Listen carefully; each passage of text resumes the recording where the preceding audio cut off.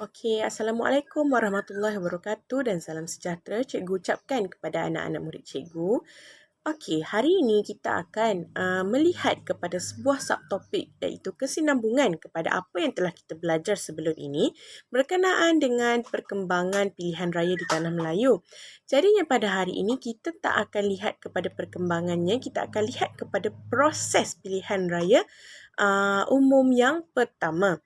Okey, jadinya proses pilihan raya umum yang pertama ini dikatakan perlu diadakan untuk menuju ke arah kemerdekaan. Kiranya dengan adanya pilihan raya umum yang pertama ini, maka proses untuk mendapatkan kemerdekaan itu akan menjadi lebih lancar. Maka dari itu, Raja-Raja Melayu telah bersetuju untuk mengadakan pilihan raya untuk pilih anggota Majlis Perundangan Persekutuan ataupun MPP.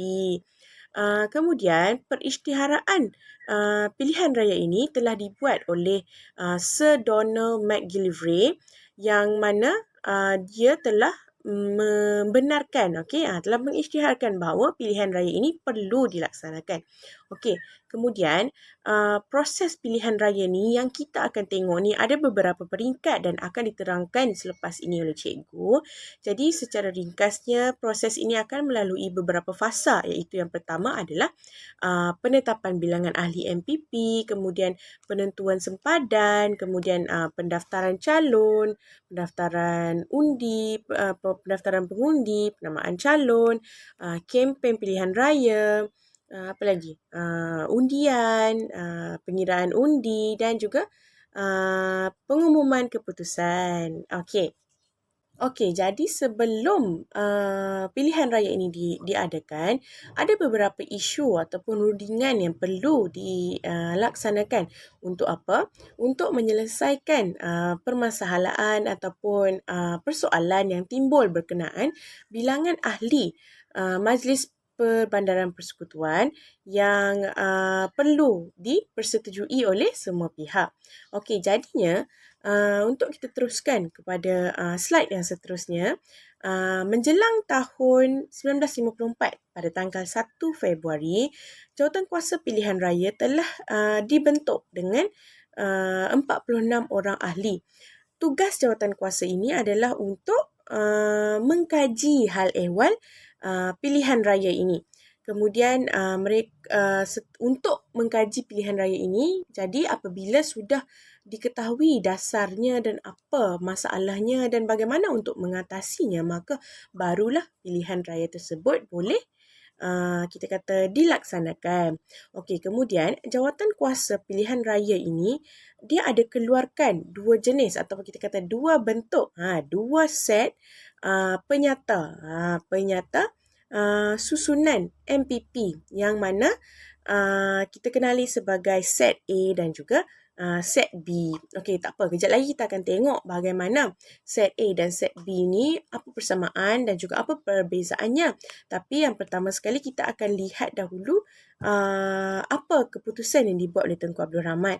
Maka Tunku Abdul Rahman pun setelah beliau meneliti set A dan set B ni, beliau berkata, maybe set A ni lagi memberi keuntungan, memberi kelebihan kepada kita. Maka Tunku Abdul Rahman yang mewakili parti Perikatan pada ketika itu telah memilih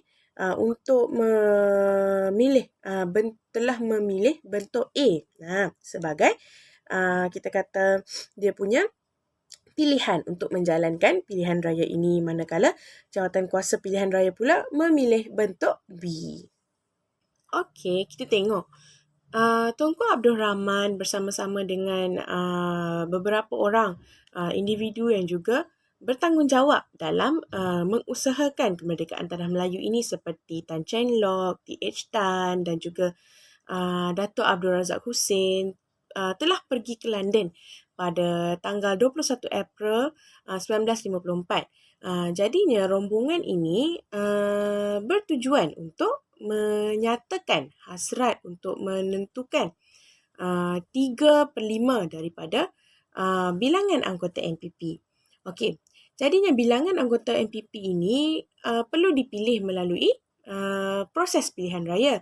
Jadi semasa di London tu dengan pertolongan Lord Ogmore, maka Tunku Abdul Rahman pun telah berjaya untuk bertemu dengan ahli parlimen daripada Parti Buruh British, Parti Konservatif dan juga Parti Liberal. Maka Tunku Abdul Rahman pun telah membuat kenyataan tentang hasrat yang ingin dicapai ini kepada rakyat British dan juga ahli parlimen di sana melalui media akhbar. Okey, seterusnya pada bulan Mei 1954, Tunku Abdul Rahman telah berjaya mengadakan rundingan dengan Oliver Lyttelton yang juga merupakan setiausaha tanah jajahan British di London. Okey, tapi walau bagaimanapun rundingan tersebut gagal untuk menjayakan hasrat yang dibawa oleh Tunku Abdul Rahman ni tadi. Untuk apa? Untuk mendapatkan 3/5 ahli melalui pilihan raya.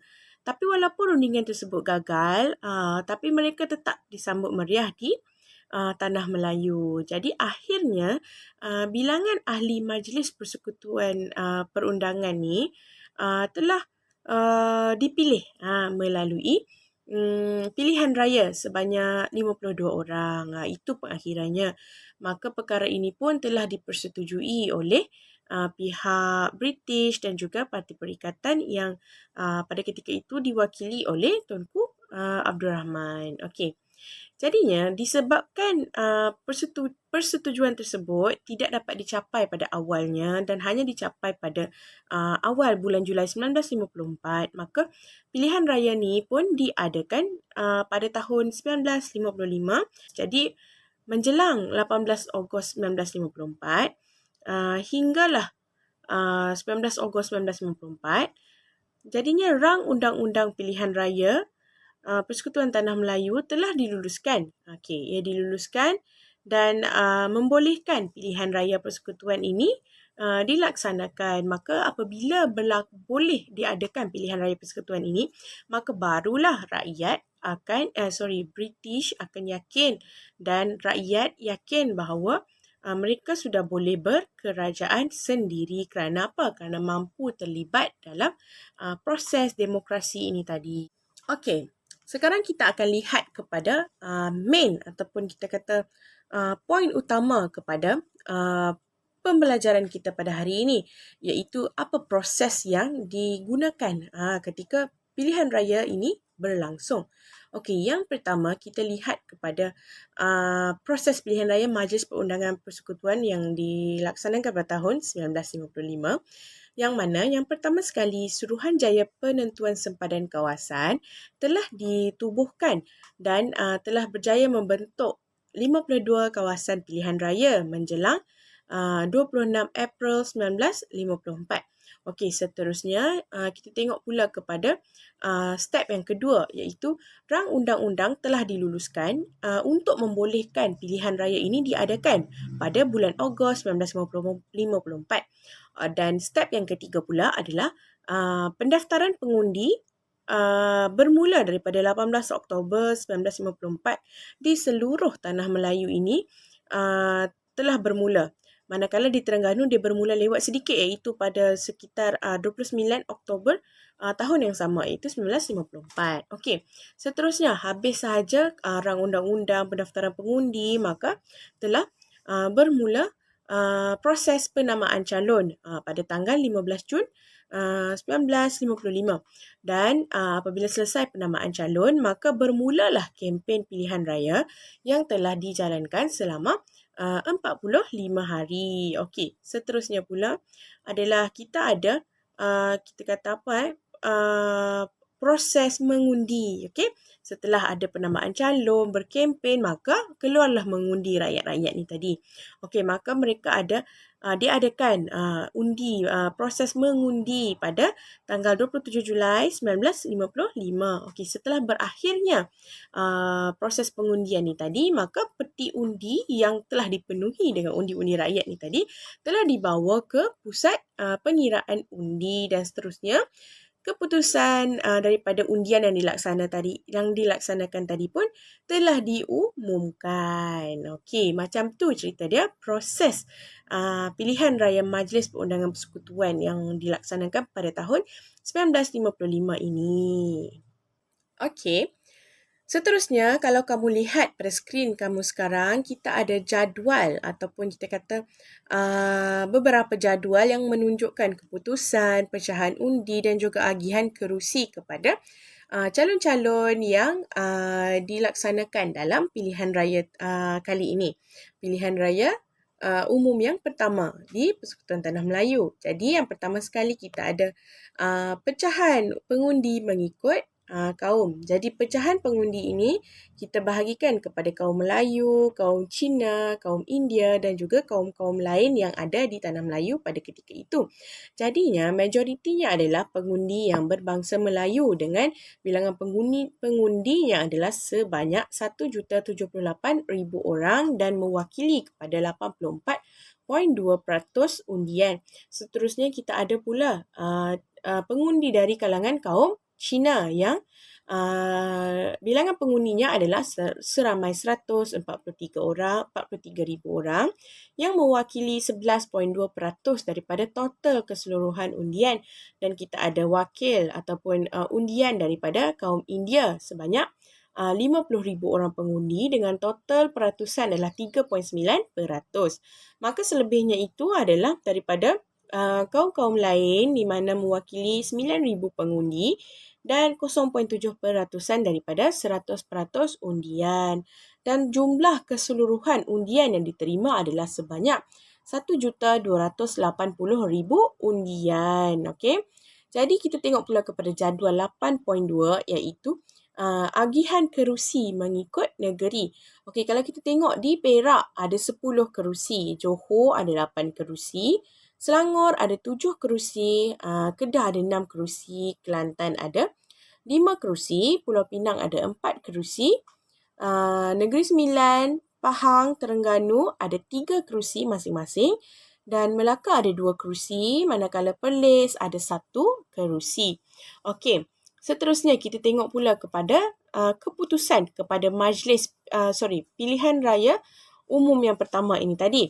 Okey, yang pertama kita ada Parti Perikatan dengan bilangan calon yang dipertandingkan adalah sebanyak 52 orang dan kerusi yang mereka menangi adalah 51 buah kerusi. Maksudnya mereka telah menang besar di sini, okey. Jadi undian yang diperoleh adalah sebanyak 818,013 orang pengundi telah memilih Parti Perikatan yang merangkumi 79.6% daripada 100% undian keseluruhan. Okey, seterusnya kita tengok pula kepada Parti Negara. Parti Negara dengan bilangan calon seramai 30 orang tidak memenangi apa-apa kerusi namun mendapat undian seramai 78,909 orang dengan mewakili peratusan undian sebanyak 7.6%. Seterusnya kita tengok pula kepada Parti Islam Setanah Melayu yang mempertandingkan 11 orang calon dan memenangi 1 buah kerusi dengan bilangan undi yang diperoleh sebanyak 40,667 dengan bilangan peratusan sebanyak 3.9%. Kemudian kita tengok pula kepada Parti Kebangsaan Perak dan juga Liga Melayu Perak.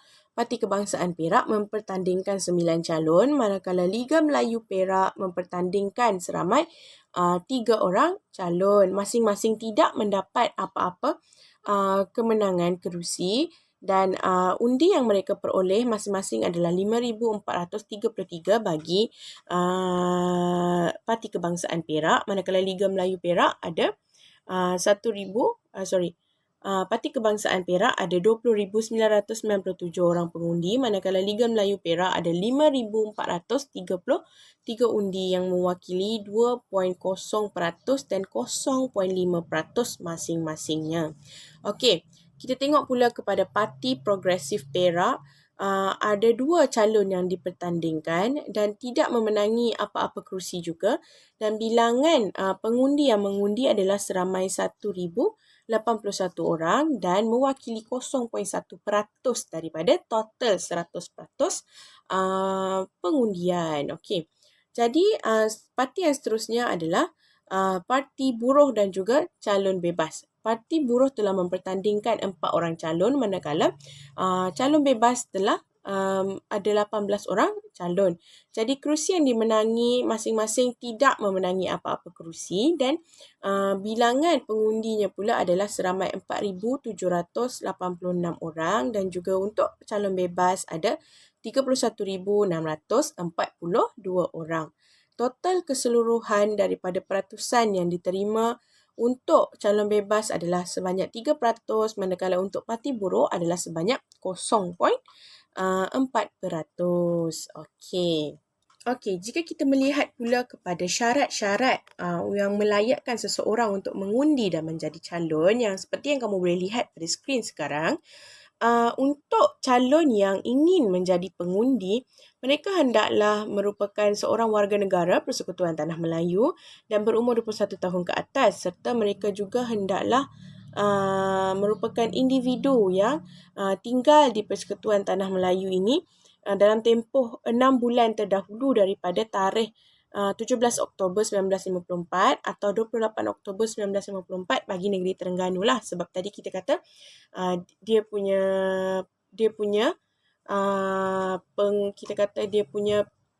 pilihan raya ini telah start lambat daripada pilihan raya yang utama tadi. Okey, seterusnya kita tengok pula kepada apa yang diperlukan untuk menjadi calon kepada undian. Okey, kalau nak menjadi calon kepada pilihan raya untuk dipilih oleh orang-orang ni, oleh pengundi ni, maka mereka hendaklah merupakan seorang warga negara Persekutuan Tanah Melayu dan juga berumur 21 tahun ke atas dan telah tinggal di Tanah Melayu lebih dari tempoh 12 bulan sebelum hari penamaan calon tersebut. Dan mereka juga hendaklah berpengetahuan dalam bahasa Melayu dan juga bahasa Inggeris. Okey, seterusnya kita akan lihat pula kepada proses pilihan raya di Sabah dan juga di Sarawak. Okey, seterusnya kita lihat pula kepada pilihan raya awal di Sarawak. Okey, jadinya di Sarawak, pilihan raya awal yang pertama, tempatan yang pertama dilaksanakan adalah pada tahun 1956 dan pilihan raya ini telah diadakan sebagai persediaan awal untuk berkerajaan sendiri macam yang selalu cikgu sebutkan sebelum ini. Jadi pilihan raya ini diadakan bagi kawasan Kuching Municipal Council ataupun KMC dan seterusnya bagi Sibu Urban District Council ataupun SUDC. Dan pada tahun 1957, bagi pilihan raya KMC, Kuching ni telah dibahagikan kepada 9 buah kawasan ataupun kita kata 9 ward.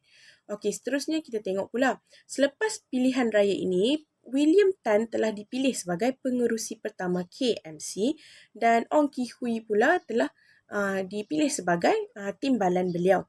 Dan pada pilihan raya SUDC pula, Sibu telah dibahagikan kepada 9 kawasan dan keputusan pilihan raya tersebut juga meletakkan Ting Chiu Huat sebagai pengerusi SUDC dan timbalan pengerusinya adalah John Lu Ling Chong. Okey.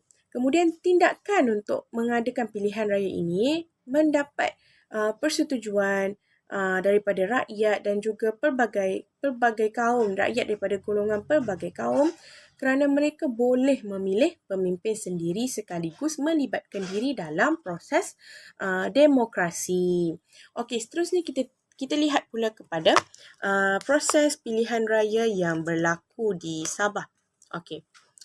Untuk di Sabah, pilihan raya kerajaan tempatan ini telah diadakan pada 16 Disember 1962 di bawah Local Government Elections Ordinance untuk 118 kawasan, totalnya 118 kawasan ataupun kita panggil ward di pihak berkuasa tempatan. Jadinya setiap usaha kolonial, ataupun setiap usaha kolonial bagi kerajaan tempatan pada ketika itu yang juga merupakan ketua kepada penguasa ataupun penguasa pilihan raya ini telah bertanggungjawab untuk menjalankan pilihan raya ni. Jadi seramai 202 orang calon telah bertanding untuk mewakili 118 kawasan. Maka calon di 53 kawasan ni pula telah menang tanpa bertanding. Okey, seterusnya kita tengok kepada beberapa parti. Kita ada parti yang bertanding pada pilihan raya awal di Sabah ni. Kita ada parti, seperti yang kamu boleh lihat di skrin, kita ada parti USNO, UNKO, Borneo Utara National Party, UNPMP dan juga Parti Bebas, di mana kerusi masing-masing yang dimenangi ataupun kawasan di mana mereka menang bertanding adalah seperti adalah kawasan di 54 buah kawasan untuk USNO, 38 kawasan untuk UNKO, 29 kawasan untuk Borneo Utara National Party dan juga 12 kawasan untuk UNPMP dan juga 4 kawasan untuk Parti Bebas. Okey. Jadi, pembahagian kerusi Majlis Perundangan Majlis Undangan Borneo Utara ini pula telah diberi oleh Majlis Kebangsaan Perikatan Sabah. Jadi Majlis Kebangsaan Perikatan Sabah ini telah membuat pembahagian kerusi kepada Majlis Undangan Borneo Utara. Jadi untuk parti USNO kita ada 8 buah kerusi, UNKO kita ada 5 kerusi, untuk Borneo Utara National Party kita ada 4 kerusi dan juga untuk UNPMP kita ada 1 buah kerusi. Okey, secara kesimpulannya, proses pilihan raya ini telah memberi peluang kepada rakyat untuk terlibat dalam proses demokrasi dan memberi peluang kepada mereka untuk lebih mengenali atau mempunyai kemahiran untuk mengendalikan kerajaan sendiri.